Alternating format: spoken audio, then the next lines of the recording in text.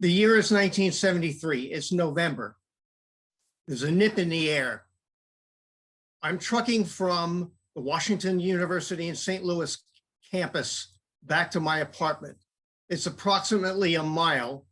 There's a lane that goes from campus proper over to University City. It's not exactly a front street, but there's a sidewalk. It's not an alley. It backs on homes. There are lots of trees. I'm really cold. I'm walking briskly. I'm stoned out of my mind. I had a great affection for that type of thing in those days. And all of a sudden, I'm struck by a bolt of lightning. I know what I'm going to do. Madam Toastmaster, fellow Toastmasters, honored guests, this is the story of how I became everything that I am today as a result of one split-second decision. When I was younger, I was not quite a hedonist, but I was a very self-indulgent youth. Everything in the world revolved around me and my experience. I was studying geology after having flunked out of chemical engineering, partly due to a major surgery in the middle of the year. I was also minoring in drama. But all of the decisions that I made were very immediate for the near future decisions. I had no sense whatsoever of long-term planning.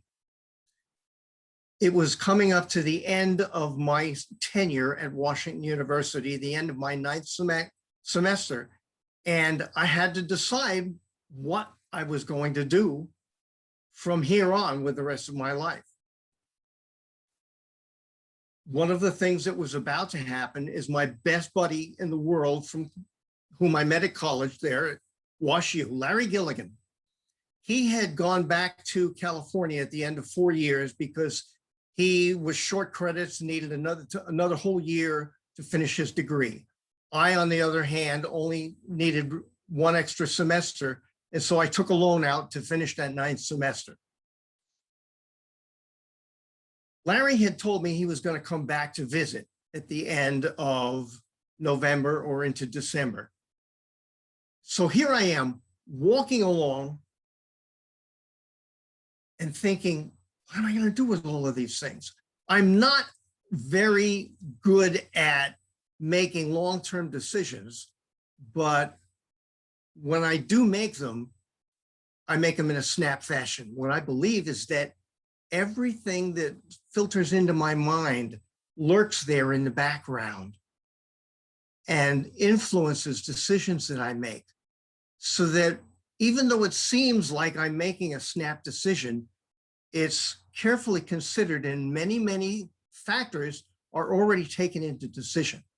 So here I am trucking along, and all of a sudden a bolt out of the blue strikes me. I know what I'm going to do. Larry invited me to come visit California.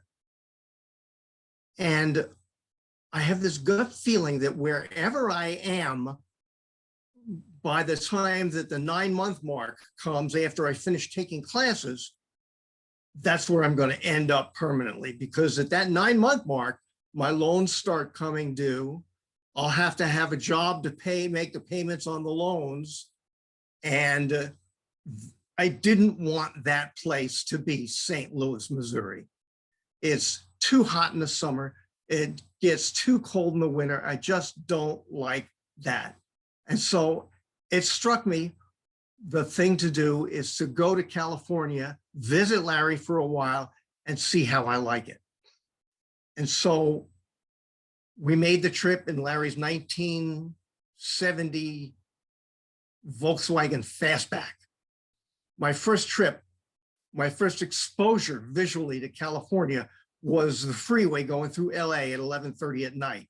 We camped out on Gaviota State Beach and then drove all the way up Highway 1 till we got to Monterey, turned over to Salinas. It was my birthday in 1974. the best birthday present I've ever had in my life was 250 miles of California coastline. But everything that happened from that point dictated what I became. One of Larry's best friends was a guy named Theron. I became best friends with him. He and his wife introduced me to square dancing. That turned me into a square dance caller. Being a square dance caller got me involved with music, singing karaoke. I got involved in running a karaoke show. It also led me to join Toastmasters after seeing a flyer and thinking, well, I've been an MC as a square dance caller for 25 years. Maybe I have something to offer to Toastmasters. And voila, here I am involved in Toastmasters. So everything that I have become today resulted from that decision made in a split second to go to California and visit Larry.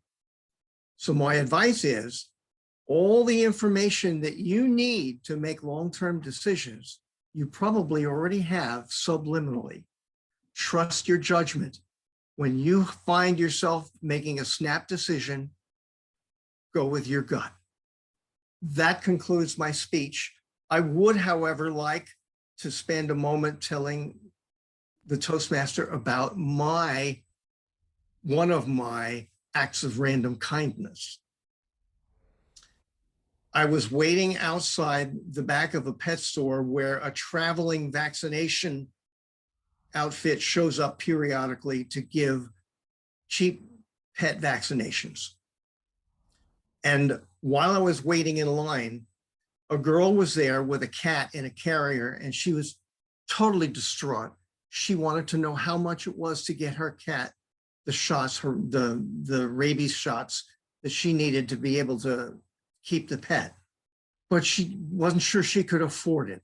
So she was asking, how much does it cost? And so when my turn came up to the table, which was one or two ahead of hers, I said to the lady at the vet table, how much is it for my cat's injections and that lady back there's injections? And I wrote a check out just to take care of that, because she was so distraught. I couldn't bear to see her not get the shots. Sometimes the universe puts us in a position where we get taken care of. Other times it puts us in a position where it's up to us to take care of somebody else. And that was one of these moments. Madam Toastmaster.